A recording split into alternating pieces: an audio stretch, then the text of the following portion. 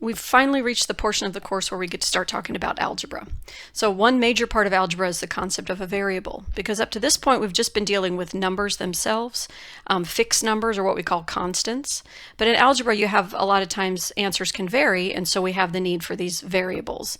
X, N, A, B, whatever variables you want to use. And this is generally for people when math started to get hard, because it becomes a little more abstract when you start dealing with variables. An algebraic expression, this word, expression, is a mathematical expression containing variables, numbers, and operation symbols, but it does not have an equal sign. So we're going to talk about the difference between an expression and an equation. An expression is like a sentence fragment. It's just like a statement, but there's no equal sign, or there's no verb like the verb is. You're not going to see those in these algebraic expressions. So what we're going to do first is practice translating these from words into algebraic expressions with like letters and numbers.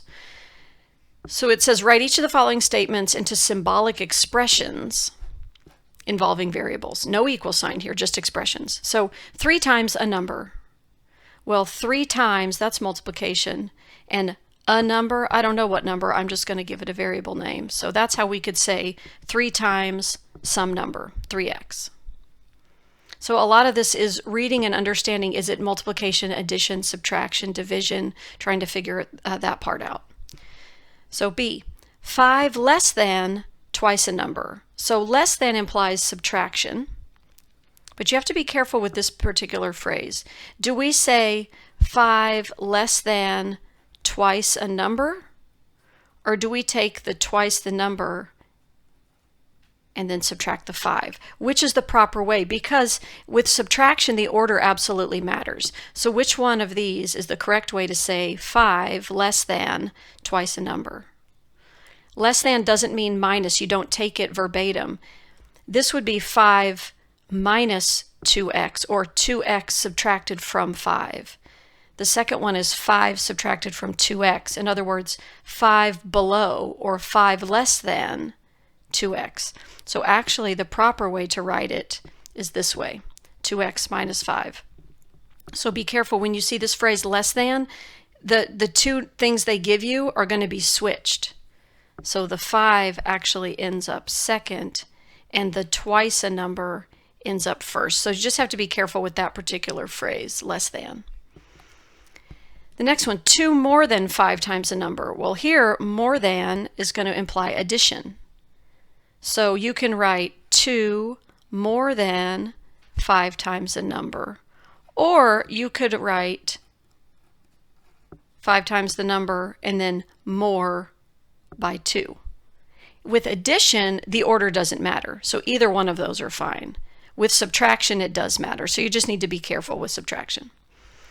All right, D, the difference means subtraction. The difference between a number and the square of the number. So they're telling you, find the difference between the 2 things. When they use wording like this, you're going to write them down in the order that they're read off. So a number, I don't know, x, and the square of the number, that would be x squared. And it says difference. The difference between a number and the square of the number.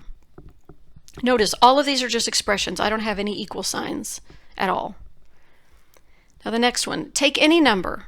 This is going to be a multi-step thing. Okay, any number. I'm going to call it x. Add 5 to it. You go, okay, add 5. Multiply that sum by 10. So I'm going to multiply this whole thing by 10. I'm going to put the 10 at the front. Subtract 10. Okay. Divide that difference by 2. Subtract 20 from the quotient. The quotient is the fraction there. Subtract 20.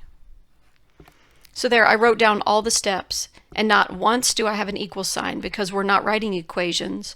We're just writing expressions in this first part. So these are like, they're not finished, right? It's like one side of the equal sign, but not both, right? Just the expressions.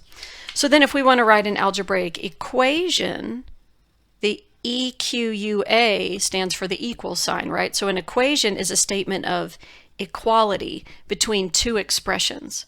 Depending on the equation, there could be no solutions, one solution, or there could be many solutions or infinitely many solutions. So we're going to translate these into an algebraic equation. So now we're going to have an equal sign, and now we're going to be looking at things that we could possibly solve if we wanted to. Okay. So it says a classroom has G girls and B boys. There are 5 more girls than boys. So I'm going to use G for girls, B for boys. There's 5 more girls than boys. So is it the girls are the boys plus 5? Or is it that the boys are the girls plus 5? Which way should it go? Because I know it's 5 more than, that's 5 plus, right? But my question is, which way should it go? So if we have it this way, G is B plus 5, then if there was 1 boy, that would make 6 girls. So there's 5 more girls than boys. So if there was 1 boy, there'd be 6 girls. That seems right. This one, if you had 1 girl plus 5 would be 6. This would tell you that 1 girl would be equal to having 6 boys. But we want to have more girls than boys. So actually the correct way to write it is this way. Sometimes you have to try it both ways. It's kind of 50-50, and then reason through to figure out which one is correct. But the more than, the more means that we're going to be doing some addition. So if you had 1 boy, that would make 6 girls. So there's 5 more girls than boys. In a classroom, there are T teachers and S students. There are 10 times as many students as teachers. 10 times, so that means multiplication, right? But does it go, well, which way does it go? Is it that the teachers is 10 times the number of students, or students is 10 times the number of teachers? There are 10 times as many students as teachers. And think about this logically. You always have more students than teachers. So this would say if you had 1 student, 1 times 10, that would tell you have 10 teachers if there's 1 student. Well, I don't know any school where the student-teacher ratio is 1 to 10 like that. So if over here, if there's 1 teacher, 1 for the T, there'd be 10 students. It's this way that we have to write it. So do you see what I mean by you can kind of write it both ways and then figure out which one makes more sense based on the problem? So that's the difference between an expression and an equation.